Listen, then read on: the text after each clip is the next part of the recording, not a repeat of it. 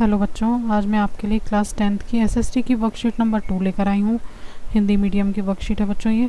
और इस वर्कशीट में आपको संविधान के बारे में बताया गया है, भारतीय संविधान के बारे में बताया गया है। लिखा है, प्यारे विद्यार्थियों, पिछले कार्यपत्रक में आपने भारतीय संविधान की उल्लेखिका को देखा को होना चाहिए। वह उसमें भारतीय संविधान की प्रमुख विशेषताओं को खोजने का प्रयास किया। पहले वाली जो हमने वर्कशीट करी थी उसमें बच्चों उद्देशिका थी ना, उसके क्वेश्चन आंसर हम नहीं करे थे, ठीक है। तो उसी के आगे इन्होंने भारतीय संविधान के बारे में कुछ विशेषताएं दी हैं जिन्हें मैं आपको बताऊंगी। अब लिखा है नीचे, भारत के संविधान की प्रमुख विशेषताएं। हेडिंग डाली हुई है, संघवाद, संसदीय शासन प्रणाली, सार्वभौमिक वयस्क मताधिकार, शक्तियों का बंटवारा, मौलिक अधिकार और धर्मनिरपेक्षता। तो इसकी 6 विशेषताएं हैं बच्चों ये, ठीक है। तो मैं आपको इसके आगे बताती हूँ। इसमें लिखा है पहला पॉइंट इसमें लिखा है संघवाद। इसमें लिखा है शासन की जो संघवाद प्रणाली होती है ना, जहाँ शासन 2 या 2 से अधिक स्तरों पर बटा होता है, जो संघवाद होता है उसमें क्या होता है बच्चों, ये शासन प्रणाली 2 या 2 से अधिक हिस्सों में बटी होती है, ठीक है। अब आगे इन्होंने इसी का क्वेश्चन बना दिया। लिखा है, पता लगाइए कि भारत में संघवाद है, अपने उत्तर के पक्ष में तर्क दीजिए। आगे लिखा है, संसदीय शासन प्रणाली शासन की ऐसी प्रणाली है जहां संसद को प्रमुखता प्रदान है, ठीक है।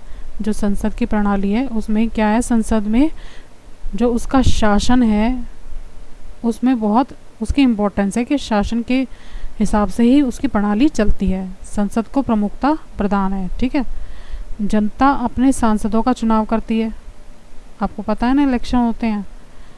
वह सांसद अपने प्रमुख राष्ट्रपति और प्रधानमंत्री का चुनाव करते हैं।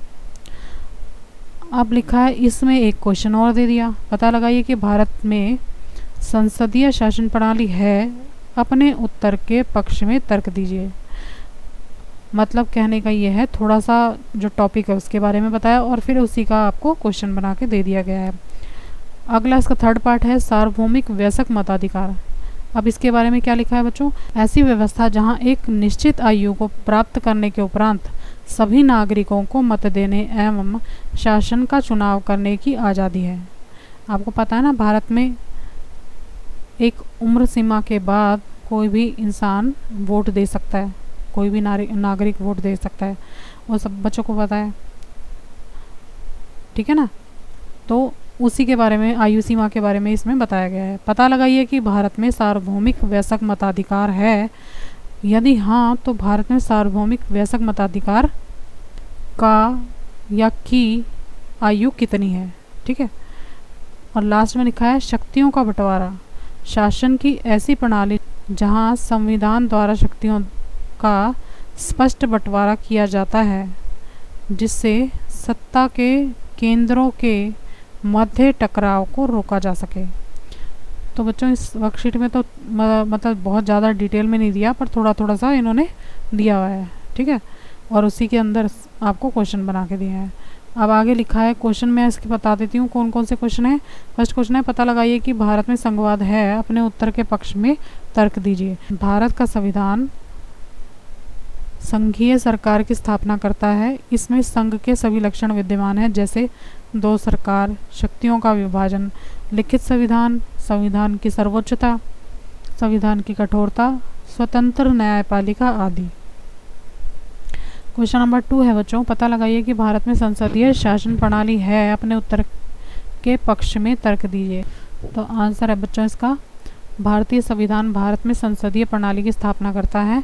भारत में संसदीय प्रणाली की निम्नलिखित विशेषताएं देखने को मिलती हैं, जैसे वास्तविक और नाम मात्र के कार्यपालकों की उपस्थिति, ये सही से मिला लेना बच्चों, ओ की मात्रा होनी चाहिए इस पे, की उपस्थिति, बहुमत वाले दल की स्थापना, विधायिका के समक्ष कार्यपालिका की संयुक्त जवाबदेही, प्रधानमंत्री या मुख्यमंत्री का नेतृत्व। अगला क्वेश्चन है क्वेश्चन नंबर 3।